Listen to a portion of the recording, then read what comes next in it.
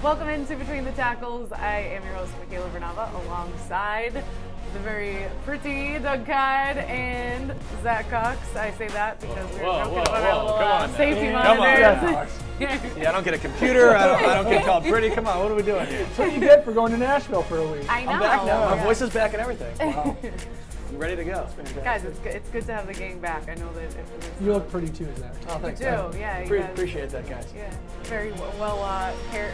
Everyone's hair is in line except for mine. All right. Anyway, we're gonna get right into the X's and O's football stuff. As many X's and O's as one can possibly discuss during the off season, because once again, unfortunately, our promised segment, as you guys know, we had our little pre-production meeting.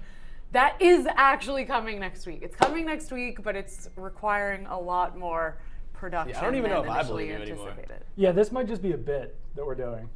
Or like every week we just keep promising. We're going to keep this come. going on until like week 13 or so. No, because I'm very excited about it. I'm very, very excited about it. I did a lot of prep yesterday. Ooh, the things I found. They're very good. Okay, so that will be next week. But right now, let's get to starting with Malcolm Butler, because the Saints are saying they will not give up the number 11 pick. And Doug, you've written in our notes, not only are you very good looking, you're also correct and therefore very smart. Yeah, no, I'm a genius, because I've been saying for like ever since it became rumored that Malcolm Butler was going to be traded, that the Saints would not give up the 11th overall pick for him, that is insane. Patriots fans were not very happy when I kept saying that, because they like to live in this fantasy world where they can get whatever they want. And this is a scenario where they can't, because no one's going to give up the 11th overall pick in the draft for 1 year, essentially, of Malcolm Butler. All this really does is just lock him in place beyond this next season, because he will become a free agent, unrestricted free agent, after this season. So the Saints could get him for free if they really wanted to. So they're not going to give up the 11th overall pick, maybe 32, maybe a second, third rounder. But yeah, that's where we stand. The Saints finally announced that they will not be giving up the 11th overall pick. They will not be signing him to an offer sheet. So in order for Malcolm Butler to be moved, he will have to sign his tender, and then the Patriots and Saints would have to agree to a trade. And so the Saints aren't in any rush to improve their not so great defense then, because they're willing to wait another season to bring in Butler. Well, I'm not sure if I would say that. I mean, they still might be, because they still could trade for him. I'm just saying that you don't give up the 11th overall pick just for one season of a player. And that's essentially what they would be doing, even though they would be locking him up to a long-term contract. All 11 would be ensuring is that they have him for next season. I explained that really terribly, but well, that's I'm sure what I'm wondering is if they were that set on wanting to get him in for this upcoming season, 2017. Well, because with the 11 pick, they would have to also sign him to an offer sheet too, which means they would basically lock him in. It'd have to be a big enough offer sheet that the Patriots wouldn't want to match, which means they'd have to give out a massive contract and the number 11 pick. Maybe you can argue that Butler might be worth one of those two things, but having to give up both of them is just madness. I'm not surprised at all if they wouldn't want to do that. And if they agree to a lesser trade, then it's not giving up the 11th overall pick, which I know that like the 11th overall pick and the 32nd overall pick, those don't sound that different because they're both in the first round, but there is a massive difference in value as far as teams are concerned between those two types of picks. So I could see them potentially still giving up 32. 11 is crazy. That's almost a top 10 pick. The kind of talent that you can get at the 11th overall selection is just way too crazy, because you can have that player for 5 years and pay him far less than you're going to pay Malcolm Butler. Yeah. Well, Robert Kraft says that the Patriots are not planning on trading Butler at all. How much weight can we put into that? Does that mean that he's on the Patriots roster for next season? Well, what I got from that is the question was, is it your intention to trade Malcolm Butler? And he said no, which doesn't necessarily mean they won't trade Malcolm Butler. It says they're not looking to actively trade Malcolm Butler. I think the sense around the organization is that they would prefer to have him back, even if it is just on the 1 year, knowing that he'll probably end up leaving next year. So I think people misread Kraft's comments a little bit when you didn't actually hear how the question went down. So I can still absolutely see them trading him. I guess him saying that probably makes it more likely that he'll stay, maybe, but I don't think it's out of the question by any means. It was also, Kraft had just got done saying that he defers to Bill Belichick with all football decisions when he was asked about Jimmy Garoppolo. And when the question first came up about, is it your intention to trade Malcolm Butler? At first he was like, he seemed a little confused. He didn't hear the question clearly. Then it was worded again, and he just said like, yeah, no. So like, I just don't think it was like as strong of a statement as it seems like it was in print. It was more like, yeah, it's not our intention to trade him. But like I had said, he just got done saying that he defers to Bill Belichick on all football decisions. Bill Belichick did not speak at these meetings, so we didn't get his word. If he had said, no, we're not trading Malcolm Butler, then the Patriots aren't going to trade Malcolm Butler. Robert Kraft saying it, I think that, I don't know, people are taking it a little bit wrong. Yeah, so People maybe he's who just kind of deflecting the question in a way. A little bit, and like, yeah, it's not, he doesn't want to trade Malcolm Butler. So I think that that's basically what it is. Malcolm Butler is an important piece of the franchise. He made a Super Bowl saving play. Robert Kraft obviously doesn't want to trade Malcolm Butler, but if the right deal is in place for Bill Belichick to trade Malcolm Butler, and if it's what's best for the football team, just like everything, then they still will do it. I think there's a lot of people who don't want the Patriots to trade Malcolm Butler, and I completely understand that. I completely understand Patriots fans wanting to hold on to him forever because such a great story. He made a Super Bowl saving play, but it's still on the table. It's certainly still on the table. Otherwise, there's no point for the Saints to have brought Malcolm Butler in for a visit if they didn't intend to sign him to an offer sheet, and if they didn't believe that he was potentially available in a trade. Otherwise, they're just wasting their time bringing him in for that visit. And now, how about the rumblings that Richard Sherman could have potentially been a piece of this secondary? That would have been pretty insane. Man, I mean, remember how shocked we were when the Patriots signed Stephon Gilmore? Yeah. If that was Richard Sherman, I could not remember. I can't even think of a signing or a trade or any sort of roster move that would be more surprising than that, especially given the history that he has with Tom Brady and with his team. Obviously, it's a mutual respect kind of thing, but there is a pretty big kind of healthy rivalry going back to the Super Bowl rather, to the UMAD Bro game a couple years ago. 2012, yeah. And I feel like I don't know if I would say he's fallen off, but his status as the number one cornerback in the entire league, I feel like it's not as cemented as it was maybe in 2014, 2015, but he's still one of the best cornerbacks in this entire league, which is, I think it's kind of surprising that the Seahawks are kind of openly admitting that they're taking calls on him. Yeah, it was very surprising when Michael Lombardi said on a podcast a couple of weeks ago that the Seahawks would be open to trading him. But so now, knowing that Lombardi said that, I guess it's not shocking to hear that the Patriots inquired about him, but if that had happened out of nowhere before the first day of free agency, everyone would have lost their minds. It would have been absolutely insane because, I mean, like you said, yeah, it's not written in stone that he's the number one cornerback in the NFL, but he's still very highly regarded. If you're talking about the best cornerback in the NFL, you're either talking about him or you're talking about Aqib Talib, Chris Harris. I mean, he's absolutely always going to be in that discussion. Or 4. Yeah. No matter what, yeah. That would have been awesome, though. It would have been incredible. Yeah. Imagine having him on I would love to cover Richard Sherman. I was saying now, that yeah. yesterday, even just for especially with Martellus Bennett not going to be in the locker room anymore, I definitely would get some entertainment out of that. Speaking of Aqib Talib, I miss him in the Patriots locker room. He was always my favorite quote. I almost wish I hadn't heard that the Patriots inquired about Richard Sherman. I know, because right? Like now every time we talk to Stephon Gilmore, it's going to be like, yeah, but you're not Richard Sherman. I mean, like, come on, can't you say anything a little crazier than that? Can't you like fire off about Roger Goodell or talk about some team cheating or something? But we'll just have to live. Sherman would have been entertaining. Hey, we have tough lives. Stephon Gilmore named his baby Giselle, though. I felt like that was a little bit entertaining. Giselle and just Sebastian. like He's got some entertaining kids' names at least. Yeah. Sebastian? Yeah. This is his son. Apparently that's his. I think his name's Stephon Sebastian Gilmore, and his son is also Stephon Sebastian Gilmore. Interesting. Well, It's a great name. I thought the naming Giselle thing, that was a little bit, entertaining on his first day in. This is kind of unrelated to a lot of things, but do you guys know that a lot of people who are named Trey are actually like the thirds? Yeah, that's what Trey Flowers. His name's like Robert, right? Wait, what?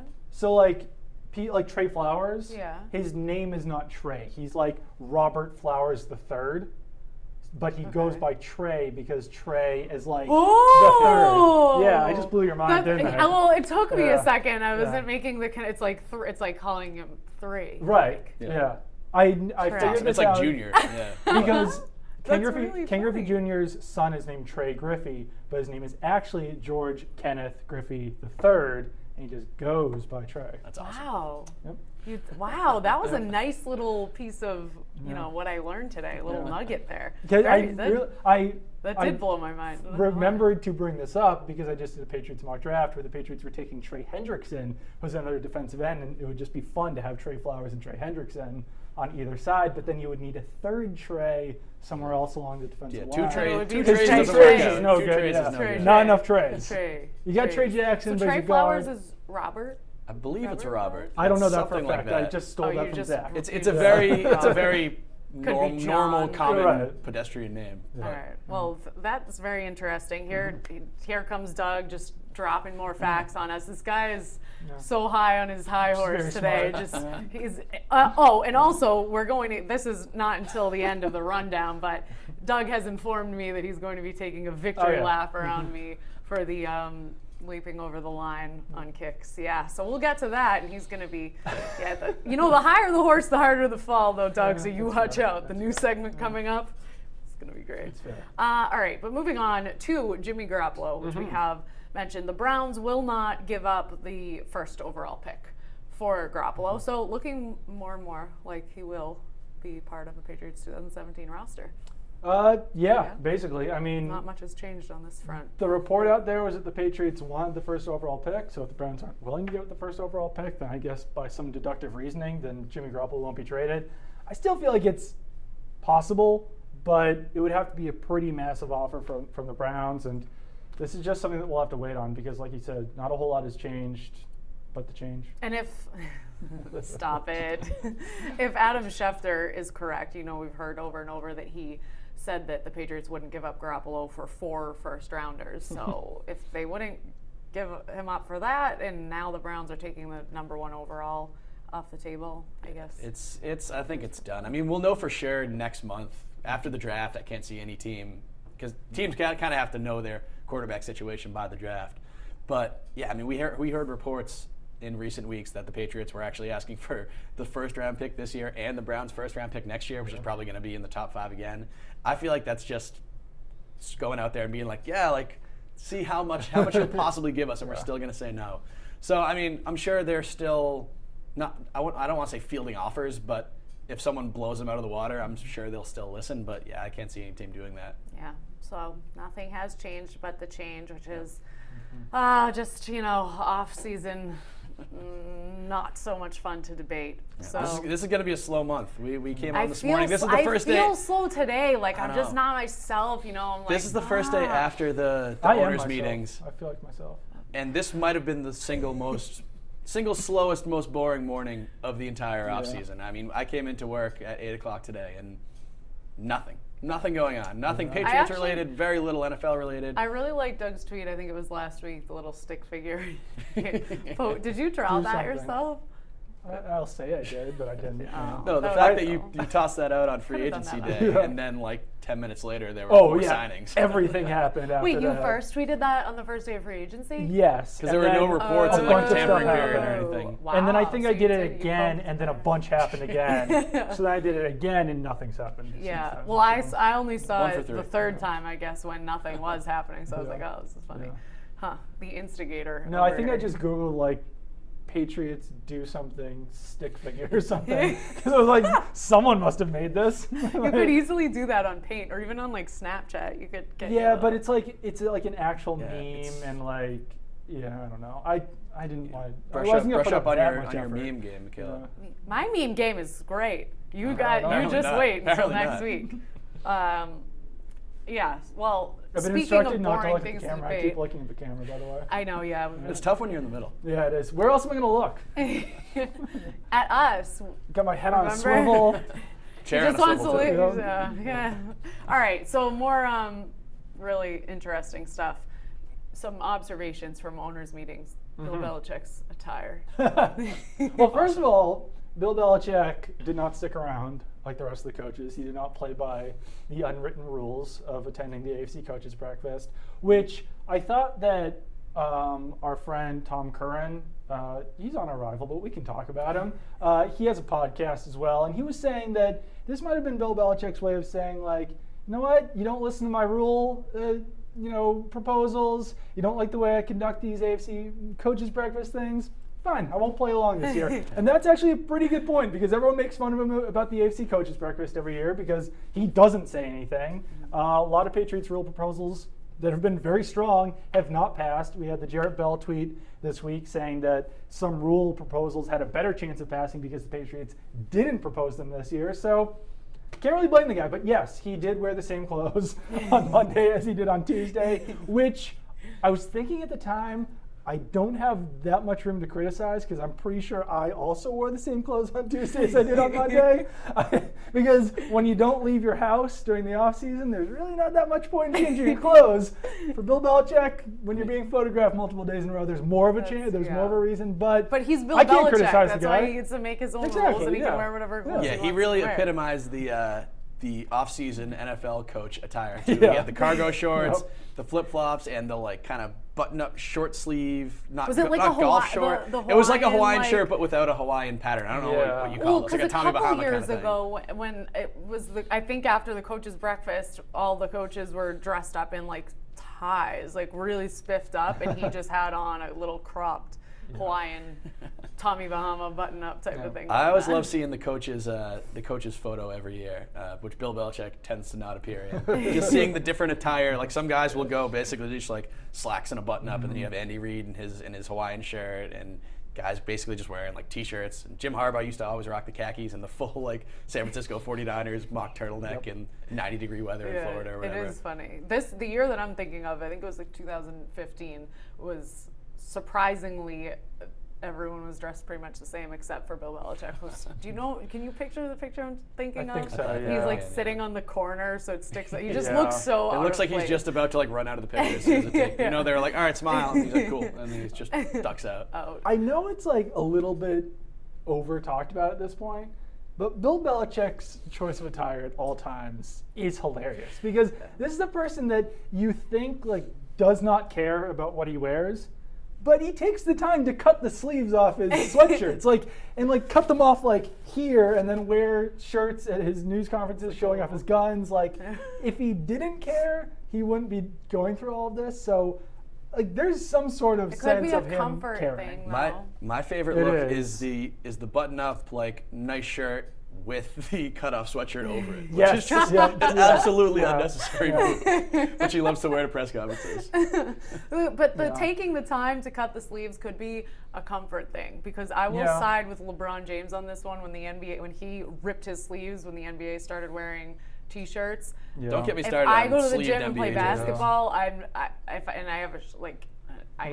gotta wear a tank top. So maybe it's that. Maybe he's going to lift, or maybe he's playing some hoops. News conference, he's got to have loose shoulders for news conference. Be able to, No, I don't blame him. Or whip that headset off and throw his tablet without comfort first. Yeah. I like the look of a hoodie with cut off sleeves. It's completely unnecessary, but that's what's kind of cool about it. Yeah. There is a difference between.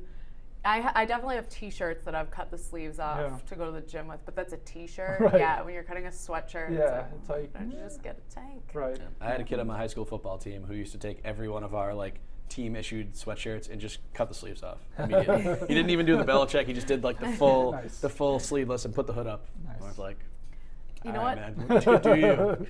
My mom always used to get really mad at me when I was in high school and played sports. I would cut the. Oh, you got it. That was the best move. And you rip so that it just looks pretty chill. My mom would get very upset. She'd be like, "You just got this really nice brand new sweatshirt." That's the way to go, man. So much more comfortable. Gotta get some breathability in I know. I don't, because some of them are awkwardly, and then the hood just attacks your neck. You have to sometimes. Sure. So I would always say, that's on the brand. They gotta loosen up the neck area a little bit. Yep, you're just calling them out. Yeah. Good point. So I'm glad we got to have a great sweatshirt debate. We did. Hashtag off season. So Robert Kraft wants Jarrell Revis back. Why? I think I think Robert Kraft just likes everyone. like to a certain point, I think it's just like, yeah, I'd love to have Malcolm Butler stick around. Yeah, I'd love to have Darrelle Revis. Like and you can understand it. He develops relationships with these players. He probably liked having Darrelle Revis around a lot. There was a report, last week before, something like that. Jason LaCanfora said that NFL teams believe strongly that Darrelle Revis will be back. I don't know. We'll see. That seems like I guess I won't say that. Yeah, I mean, maybe. It doesn't seem that likely for as long as Malcolm Butler's around, but if Malcolm Butler does get traded, Patriots feel like Darrelle Revis could be an option in the slot. Maybe we will see him come in. I'm not sure how he would respond to that. Do you think he'd be effective? Maybe. I mean, the slot is interesting. I don't think Revis has his deep speed, so you don't want him covering a guy 40 yards downfield, but in the middle of the field, I think that he could do some damage there. I mean, I don't know how much he'd even be used because the Patriots use Deron Harmon as their nickel defensive back a lot of the time anyway. So Darrelle Revis might only be on the field for 50% of the time. Or maybe he takes the number 2 role over Eric Rowe. I guess that's a possibility too. But I don't know. We'll see. Seems like no one's in a big rush to sign him, so the Patriots could probably have him for pretty cheap. Yeah, the one. That's what I was just going to say too. I mean, I honestly don't really think he has much left. From watching him this year, he was a shell of his former self. He wasn't even close to the never mind being an elite cornerback. He wasn't even a good cornerback this year. But the fact that the Jets are still paying him like $6 million this year, I think, if he could put his kind of ego to the side, not saying that he does have an ego, but being like willing to take a pretty bargain basement deal, get paid $1 million, $2 million this year. He's worth taking a flyer on, I guess, if he's agreeing to do that, because then worst case, what? I mean, you bring him in for training camp, he sucks, you cut him. I mean, that happens every year with the Patriots and with every other team. So, how do you guys think that he'd be welcomed in the locker room? Because obviously it was such a story. Every Patriots nation was freaking out about him not coming back despite what the Patriots offered him. And I just got thinking about the recent news that Rajon Rondo is not inviting Ray Allen to the Celtics 08 title celebration. And the quote that he had was, "We were at war with those guys," meaning the Heat, and you don't sign with a rival or with the enemy, was exactly what he said, implying that Ray Allen was a traitor. If you're a Celtics fan, you obviously remember that whole thing. And I feel like at the time when Revis didn't come back, it felt similar. Of course, then he went on to not have a great season, so it ended up kind of being a blessing in disguise for Patriots fans. But I feel like there's some animosity in terms of the fan base. Would that be the same with players? I think that NBA teams or NBA players are like a little bit more petty, especially because it's a smaller team. So you have to have a strong relationship with everyone on the team because there's only, 12 or 13, 14, however many basketball players are on the team. I don't know that apparently. Whereas on a football team, so not only do you develop friendships, but you also start to hate some people probably because you have to be around them all the time and you can't be around 53 guys, you're around 14 guys. So I don't know. I think that a lot of locker room stuff gets a little bit overblown. I think that he'd be welcome enough, and there's only 25, 30 players even left from the team that he was on back in 2014. So it basically depends on whether Tom Brady wants to welcome him back. And I know he said some stuff. That's who I mean, because the reason I kind of make the connection is that I think that maybe Rondo, and according to Rondo, other players from that team said they don't want him at Allen at the celebration either. And I think that's because they could have possibly won another title had he stayed. It's not unreasonable to think that that could have happened. So now, of course, the Patriots have won another title without Revis, but sort of what if they hadn't, would Brady, you know what I mean? Is Brady going to look at it as like, you left us when we were in good position to win another Super Bowl? I think two factors kind of mitigate it. One, the fact that Revis was brought here to win a Super Bowl, and that's exactly what he did. Right. And the fact that Malcolm Butler just basically filled in the exact role that Darrelle Revis had the next year and spent 2 years in that. Now, we obviously don't know if Butler's coming back or not, but I don't think that's, from a fan base perspective, I don't get the sense that there's a ton of animosity toward Darrelle Revis. I think people just view him as a mercenary. They're like, we paid him a bunch of money. He came here for 1 year. He did what he had to do. Then he went to take even more money elsewhere. So I don't know how obviously we only get such a small snippet of the actual locker room goings on and the relationships within the team and all that.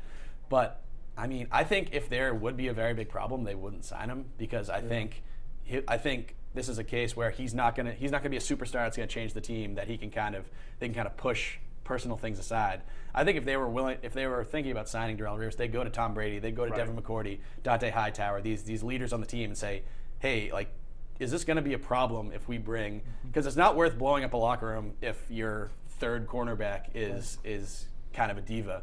But if they're like, whatever, man, bring him in. He's fine. We know what he's all about. Then I don't think they're going to bring him in if it's going to be a problem. As far as fans go, I think as soon as he plays well, all will be forgiven. There are some people who say like, no, we don't want him. I think some of that is the perception that he's now terrible, which he's not. Like you said, he's not good, but he's still an average cornerback. I think it was just the fact that he went from being elite to average that seemed like he took this like massive step back, which he did, but he definitely like fell off a cliff. But when you're elite and you fall off a cliff, then you only become average. So you're under the magnifying glass because he had one or two terrible games. The fact that he got toasted by AJ Green, I believe it was week 2 or 3. And whoever the Bills, Marquise Goodwin, burned him he played a couple high-profile games that were very, it was very early bad. in the season too that he was so bad everybody too. kind of wrote him off. I know I wrote him off. And I mean, if he really was 17 pounds overweight because of whatever injury he had, if he loses that, then you have to assume that he'll get a little bit better. So we'll see. I mean, I don't know. It's not like signing Stephon Gilmore, but it would be a decent piece to throw into the mix.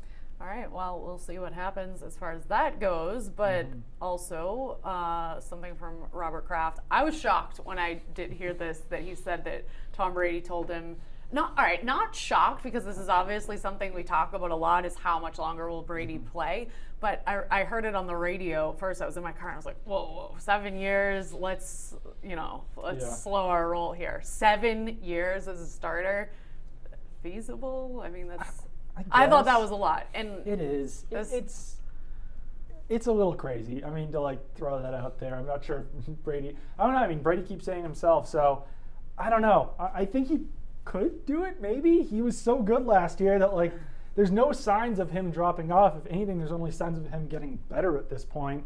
So if he keeps getting a little bit better, then starts to drop off, maybe like by the end of that 6 or 7 years, he'll be back to where he was in, what was his worst season? Probably 2013. He was pretty mediocre that year. Not mediocre. He was still great. by his standards. By his standards, it was a mediocre season for him. So I don't know. I mean, I would bet against it, but he's Tom Brady, so 6 or 7 years, maybe. Yeah. Well, also Bill Belichick wanting to coach into his 80s. That's something that I absolutely. Well, I don't think that is Robert Kraft wanting Bill Belichick to coach into his 80s. Yeah. But I could see that happening. I could see it happening too, but I don't know. I remember there being I think it was on the Football Life, like 5 or 6 years ago. The big one they had about Bill Belichick, I believe it was the 2009 season. He said in that he can't see himself coaching when he's 75, or I think he even said he compared himself to like Marv Levy. He said he doesn't want to be coaching. He doesn't want to do that, and I don't know. I can't get a read on Belichick whatsoever. He's an enigma, but I can't see. I think at some point you just have to be like, I've accomplished literally everything you can accomplish in this game, and I guess he's still in good health and everything. So I don't know. It's tough to imagine him going. But at the other hand, I don't know. I have no idea what to. I feel like I have a better sense of when Tom Brady's going to retire than when Bill Belichick's going to retire. Yeah, because maybe they'll go out at the same time. Brady keeps talking about it too. Brady keeps saying that he wants to play until he's 50 or whatever. Bill Belichick never makes statements about how long he wants to coach for. But he doesn't make statements about anything. So that's why there's no read on it, because it's I mean, you could see him retiring in 2 years, or you could see him. Can I be honest? I hate talking about both of these things. It's always like, oh, will Belichick retire when Brady retires? When will Brady retire? Maybe Bill Belichick will. Oh, why are we still talking about this? But I know it's Kraft made statements on it. One other thing is like, would Belichick be willing to be a GM for a little bit and not coach? Like, would he be willing to strip one of his titles away? I feel like he would lose his mind. I feel like he would too, but he likes I have to no buy sense the on ingredients Belichick. and cook the soup too. I know, but he but needs to have the GM hat and the coach's hat on at the same time. I don't know. But we don't. Nobody knows. No. Nobody knows except for Bill himself. So I hate talking about it. So let's move on to rule changes so that Doug can take his victory lap around me, because can no longer leap over the line to block kicks, which, I mean, I might as well just stop watching football. It's like, it was your favorite play, right? You really watch it for the 3 times all season that it happens. Yeah. I literally can think of four occasions where that's ever happened. Yeah, there was Jesse Jamie Simmons, Collins, Jamie Collins. two of the McClellans, and Bobby Cam Wagner did it once. Chancellor. Cam Chancellor. So I guess there's maybe There's 6. like 5 or 6. Yeah, so I might as well just, hang up my viewing I thought it was goggles. interesting that all 32 owners voted it in. So there was, if you would have been the lone dissenting vote if you were an NFL owner. Well, whatever. I'm disappointed. Michaela just really wants to see players land on their head. That's she really not wants true. to see players land on Doug, other this players. is irresponsible journalism. We've been No, you over said this. that You last can't week. just make statements in You the don't remember dark. saying that? What? Saying what? Did you want to see players land on their heads? I didn't say that. We can roll back the tape. Go ahead, don't know. rewind it I for heard us. it. I heard it. Rewind. All right. That was a bad one. Oh, fair. Ooh, that was a good one, There we go. actually. Yeah, that was a That really was good all one. right. Let's Yeah. not get too ahead of ourselves. Oh my All right, God, so I that's can't wait to see banned. players land on their heads. That was I insane. never said that. I never said that. I never said that. I did say it was an I exciting wanted to play, throw so. my cell phone out the window during this conversation last week. I don't know if you guys know that. Well, you know what? I have to stir the pot. I thought it was a great debate. It was more fun mean, than debating you don't Bill have to stir Belichick's the pot. Hawaiian Tommy Bahama shirt.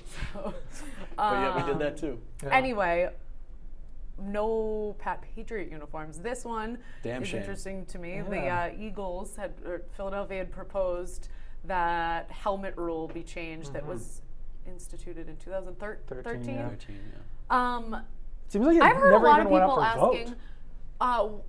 when this rule was brought about, how is this keeping anyone safer that they can't wear a different helmet? The idea behind it It's is so that every stupid. player is going to wear the exact same helmet throughout the season, but that doesn't really happen. It doesn't happen. That's no. what. So That's The rule, my the question. feeling was like, oh, if we don't have players switching helmets every week, we're not going to have like brand new helmets that might not be as like broken in and molded to their heads and stuff.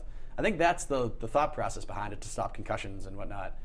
But that doesn't really happen because players can get new helmets whenever they want. Yeah. They just have to be the same color. There's this like weird theory that helmets that are broken in are safer too, which just break the helmets in before you give them to players. Like Yeah. if a new helmet is unsafe for a player, then you might want to make the helmet a little bit safer in the first place. I can see it at like the high school level where like someone might be getting a helmet that like doesn't fit them correctly because Right. they got the wrong. Yeah, these that's guys are true. equipment managers here, are professionals. They Like, they know what they're doing. they get yeah. whatever they want whenever they want, and they could rotate helmets in practice if they want Right. to make sure it's Yeah. properly fitting their College teams heads. have been doing it for years.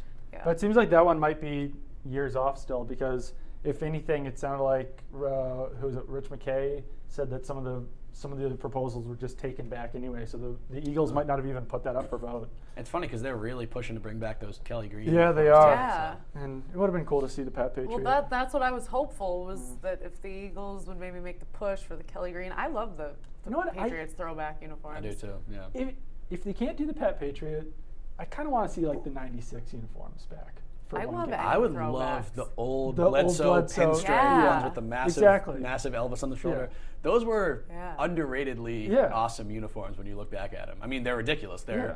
like full-on peak '90s. Oh, but yeah. I love them. Yeah, Yeah. I love throwbacks in general. You get the drop Except shadow for and the everything. Exactly. Steelers Oh, those are Bumblebee great. uniforms. Those are weird. The worst. Yeah, those are The too far, Packers- too much. Packers throwbacks are weird Yeah, too. those are dumb. Those are very weird. They always remind me of that State Farm commercial too. Now when I see them, 'cause I think of when, you know what I'm talking about? The one when Aaron Rodgers is mad at the equipment manager. Come on, Oh, guys. yeah. I got you. Anyway, all Oh, right. I'll also say about the original Flying Elvis uniforms, it's not like the Pat Patriot uniforms are tied to some like dynasty Patriots team. Like they lost made in the one Super Super Bowl Bowl. Yeah. way worse than the '96 team lost in the Super Bowl. So I mean, if you're gonna bring those back, why not bring back the other ones? I know that they're probably Yeah. considered ugly, but they're It's fun. kind of surprising that they haven't yeah. brought them back. I guess in the Yeah. NFL, it's harder to do throwbacks than it is in the other sports because you Yeah. have to kind of designate one as your throwback and you need to wear it for like certain Right. games and Yeah. whatnot. Like in baseball and in Just do hockey or whatever, whatever. you just be like, hey, yeah, we're doing 1996 throwback night. Yeah. But so I guess it's a little more difficult. But it's a shame. It would be cool to see those out there. Yeah, I love throwbacks. Overtime rule has not been passed. yet, but it sounds like it could, which sucks. I mean, like, I know this is a stupid hill to die on, that, like, I care so much about the last 5 minutes of overtime, but, like, there's already an increase in ties ever since the new overtime rule was instituted back in, what was it, 2012? Maybe? And now, if they take 5 minutes away from overtime, there's going to be even more ties. Like, everyone complains so much about ties. Why are we trying to have more ties? There should never be a rule that's like intended to make more ties. Yeah. And this is just such a weird thing that Roger Goodell was like, I know I've talked about this way too much already, but he was just like, yeah, like Bill Polian just came up to me and said, like, what if we did this? And then Roger Goodell's like, that's a great idea. And now everyone's on board with it. Like, why is Bill Polian just coming up with NFL rules on his own? Like, what the hell? Why does he have this power? And John Harbaugh was even said during the AFC Coaches Breakfast that he liked the rule idea. So he's on my. That's weird. He's on my list too. Your what list? My list. My crap list. Yeah. I'm not even going to engage in this because I think I've said enough on the subject last week. So that is for sure. Let's touch on no kickoff field goals. I think that would have been fun. Yeah, it's not a big deal, but it would have been fun. Yeah, that was one of those that was like, I didn't really expect it to pass, but it would have been cool. I'm surprised it didn't get, I think it got 11 votes for, I think. So I don't know, maybe it's something that people kick around this year and then it ends up getting passed next year or something. But that's like a kind of thing that the NFL doesn't do too often. Just like a little small tweak that like doesn't really have any reasoning behind it, but just makes the game a little more fun. Yeah. Well, here's the big one in my opinion, in terms of them trying to cut down on unnecessary time between plays and all of that. No more refs going under the hood and watching the replays. It's all going to be done in New York. Love it. With Dean Blandino, and then we're just going to let them know what the call is. That should shorten things up. I really liked this until once again, Tom Ekern, our rival, but he's our good friend, so I can talk about him. He brought up a pretty good point, and that's that there's now one person in charge of these replays who, even if you trust Dean Blandino, as he said, you don't know who else is in that room. You don't know if Troy Vincent's in that room. You don't know if Roger Goodell is in that room. You don't know if Mike Kensel is in that room. True. So when you're giving all of the power to one person within the NFL office, that's a lot different than giving power to 17 NFL officials who are just looking at it on their own. So, I mean, I don't think that there's some grand conspiracy in the NFL that holds grudges against certain teams. Obviously, it looked that way with Deflategate, but the Patriots have won 2 Super Bowls in the last 3 years, so can't be going too poorly for them. It is still a little bit, I don't know, draconian, I don't know what the right word is, to have this like overhead guy just deciding everything on these replays that can seriously sway games and that it's not happening right where the action is taking place. It's all going to go down. But that's kind of what I like about it. It's such an old school method. I feel like it's an outdated method to have a referee walk over, duck underneath the hood, watch a couple replays while the crowd's going crazy around him, while he knows he's going to have to ref the rest of the game. Yeah. That's going to that has to influence his call. He's got to the whole home field advantage, the whole coaches yelling at his ear on the sideline. I think it's such a good idea just to send it away, have a team in a room that is their job to analyze video reviews. They don't have to worry about calls on the field. They don't have to worry about like if this guy jumped off sides or if this guy held on this play. All they have to do is look at one replay, know the rules of if a player's in bounds, if a guy crosses the plane, whatnot. They already do it for touchdowns, for what's it called, whatever you call it, turnovers. Yeah.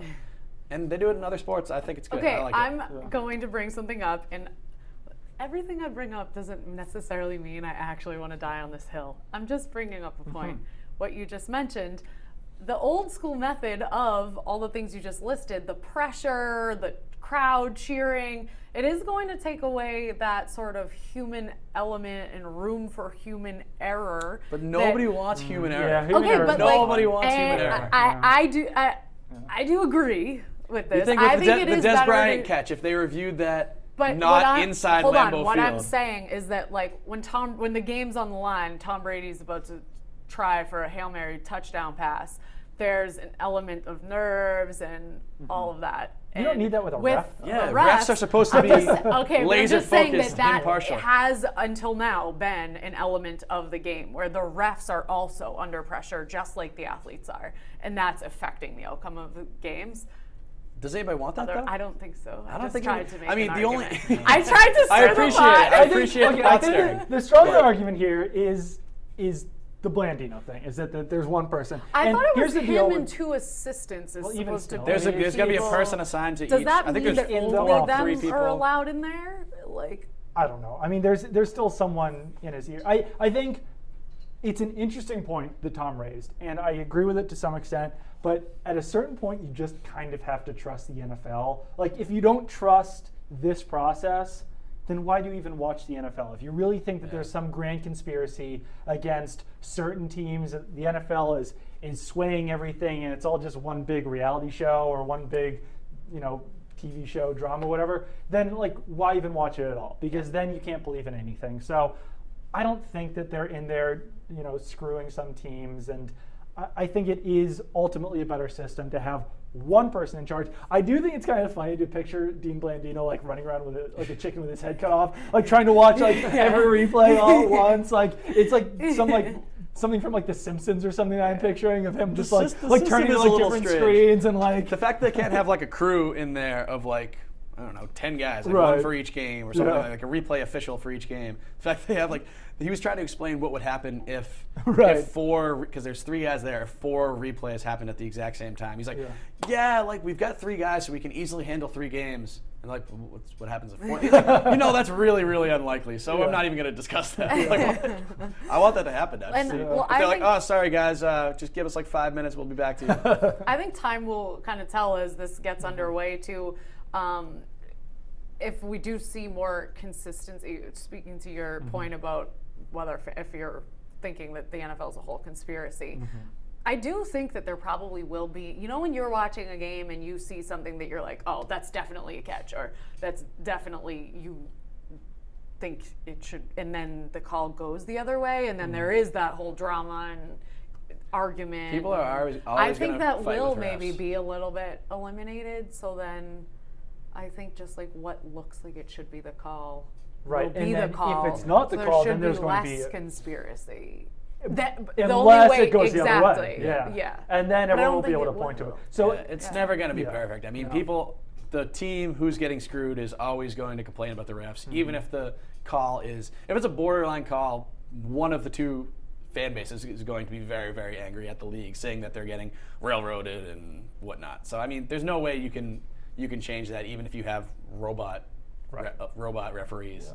But just quickly too, we don't have too much more time here, but what the tablets though? What's with that? Why are the refs going to, if this whole thing is supposed to be centralized and just Blandino in New York, why are the refs going to also be looking at the tablets? Well, I think they need to know. I think it's similar to what they do in the NHL when they have a goal review. You'll see the 2 referees and the linesmen go over to the penalty box and look at these little iPad kind of things. They're not actually deciding what happens, but it's good for them to see, like, rather than them just standing in the stadium being like, all right, let's wait until it happens. They should probably know exactly like what happened and why it happened. They'll probably be looking at whatever Blandino's looking at the time, and plus they'll have him in his ear. The coaches are gonna come to them and be like, what happened, why was this call, and they need to be able to explain that. So I think that's what. We'll see if the tablets, the Wi-Fi works on them, because that has been an issue for Bill Belichick in the past. I don't know if we'll see refs like hucking tablets across the stadium. That would be very funny. I hope so. That'd be fantastic. Hey, one quick thing before we wrap up. What do you guys think about Vegas? I did actually mean to bring that up. I think it's interesting. The stadium plans look really cool. It does look really cool. The fact that they're not going to play there for 3 years is a little dicey. It's very that they're going to try to play in the black hole, which is already probably the angriest fan base in the NFL. That they're going to try to play there for 2 years. Basically, like a lot of people have compared it to like you break up with your significant other, but you're like, no, I'm going to chill for a couple months though. Yeah. So like just don't be weird about it. Super weird. So that's basically imagine exactly if what's like they win a Super Bowl. That's before gonna be they move to, it's bizarre. like what? That will be really weird. What I'm more excited about is the Super Bowl that will inevitably be in Vegas in like 2022 or 2023. That's going to be probably pretty dangerous for everybody involved. Vegas shaped pool. Vegas shaped pool. A Nevada shaped pool would be pretty easy to make.